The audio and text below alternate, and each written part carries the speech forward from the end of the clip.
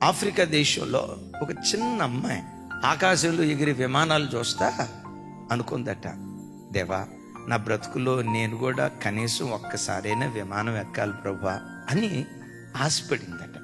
వాళ్ళ అమ్మకి చెప్పిందట, అమ్మా నాకు ఇలా విమానం ఎక్కాలని ఉందమ్మా అని. అంటే ఆ తల్లి అందట, కలలుగానరా, ఆశపడరా, మనం ఆరాధించే దేవుడు ఆశకున్న ప్రాణాలను తృప్తిపరిచే దేవుడు. ఎవరినో అడిగిందట, ఎయిర్ హోస్ట్ ఉద్యోగం సంపాదిస్తే ఎక్కటమే కాదు కంటిన్యూస్గా విమానంలోనే తిరగొచ్చు అని చెప్పి మొత్తానికి ఎయిర్ హోస్ట్ కావాలని చెప్పి ఆ విమానయాన సంస్థకు అప్లికేషన్ పెట్టుకొని ఉద్యోగం కావాలంది.